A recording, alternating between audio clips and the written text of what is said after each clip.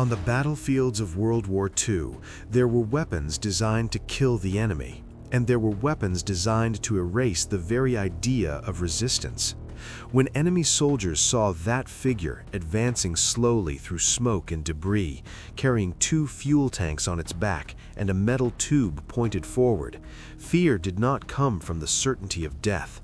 Fear came from the certainty of suffering. The M2 flamethrower did not fire bullets. It did not rely on speed or accuracy.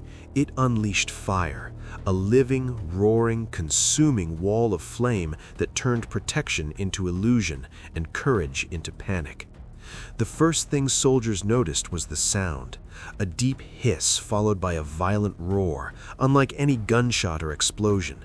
It sounded alive, as if the battlefield itself had begun to breathe fire. That sound alone was enough to freeze men in place. Even before the flames appeared, even before the heat could be felt, the mind had already begun to collapse. The M2 did not need to hit to be effective. Its presence alone changed behavior, tactics, and outcomes. Where rifles and machine guns forced soldiers to take cover, the flamethrower made them question whether cover even existed. Trenches, bunkers, pillboxes, caves, and buildings, all the places meant to protect defenders, became traps. A flamethrower did not need to penetrate armor or walls. It only needed an opening, a doorway, a firing slit, a ventilation shaft.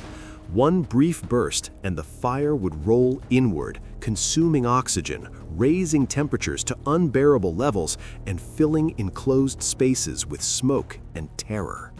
Many enemy soldiers later admitted they feared flamethrowers more than artillery. Artillery was impersonal. It fell from the sky. You could hope it would miss. Fire was different. Fire came directly toward you. You could see it, you could hear it, you could feel it approaching, and once it arrived, there was nowhere to run. Stories spread rapidly among enemy units.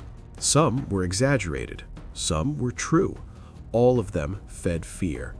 They said the fire stuck to skin. They said it crawled along walls and ceilings. They said it turned air itself into poison. They said that screaming was useless because no one could hear over the roar. On the battlefield, these stories moved faster than orders, faster than intelligence reports, faster than reason. The M2 flamethrower became a weapon of decision. In countless engagements, its use ended fights in seconds that would have otherwise lasted hours. Entire defensive positions surrendered the moment a flamethrower was brought forward. White flags appeared not because soldiers lacked ammunition, but because they lacked the will to face what they knew was coming. No other infantry weapon had such an immediate psychological effect. Urban combat amplified this terror. Streets filled with rubble and ruined buildings created perfect defensive positions, or so defenders believed. The flamethrower turned every doorway into a liability, every window into a threat, every stairwell into a chimney for flame and smoke. Rooms that once offered concealment became ovens. Basements became suffocation chambers. The closer the enemy tried to hide, the more dangerous their position became.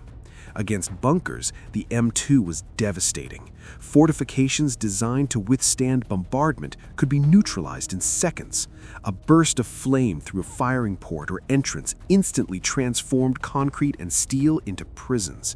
Even those not directly burned were overcome by heat, smoke, and lack of oxygen. Survival depended not on armor thickness, but on surrender, and quickly. The operators of the flamethrower knew the cost of carrying such power. They were among the most vulnerable soldiers on the battlefield. The fuel tanks on their backs made them obvious targets. Enemy troops prioritized killing them above all else. If captured, flamethrower operators were rarely spared.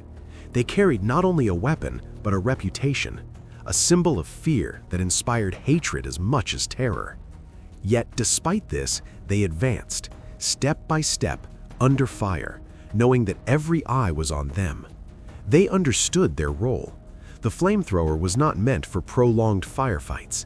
It was meant to break stalemates, to end resistance, to spare other soldiers from charging fortified positions with rifles alone. In that sense, the weapon saved lives, even as it destroyed others. The psychological impact extended beyond the immediate battlefield. Entire units adjusted their tactics based on the possibility of facing flamethrowers. Defensive doctrine changed. Positions were abandoned preemptively. Enemy morale suffered long before contact was made. The fear of fire lingered even when the weapon was not present. Fire, unlike bullets, felt ancient, primal. It connected modern warfare to humanity's oldest fear. Soldiers trained to endure explosions, gunfire, and death found themselves unable to endure flame. The mind rejected it. The body panicked. Discipline collapsed. The flamethrower exploited something deeper than tactics. It exploited instinct. As the war progressed, the reputation of the M2 only grew. It became synonymous with inevitability. When it appeared, the fight was over. Not always immediately, but certainly. Resistance became futile, not because the enemy could not fight, but because they no longer wanted to. That distinction mattered. When the war finally ended, the flamethrower left behind a complicated legacy. Militarily effective, psychologically devastating, morally disturbing. It was a weapon that forced uncomfortable questions about the nature of combat. Yet its impact could not be denied. It worked, exactly as intended. Many nations reduced or abandoned flamethrower use in later decades, not because they were ineffective, but because their psychological and humanitarian consequences were impossible to ignore. The M2 became a symbol, not just of American firepower, but of the extreme measures modern war can demand. For the soldiers who faced it, the memory never faded. They did not remember calibers or ranges. They remembered heat, sound, smoke, panic. They remembered the moment they realized that hiding no longer mattered, that courage no longer mattered, that survival depended on surrender or escape, if either was still possible. The M2 flamethrower was not just another weapon in the American arsenal. It was a statement, a final answer to fortified resistance, a tool that said the battle would end now, one way or another. And for those who heard its roar echo through ruins, tunnels, and streets, it was not merely the sound of fire. It was the sound of the fight ending. And if you want to understand how weapons like this reshaped warfare, shattered the illusion of safety, and proved that fear can be as powerful as firepower, make sure to like the video, subscribe to the channel, and share your thoughts in the comments.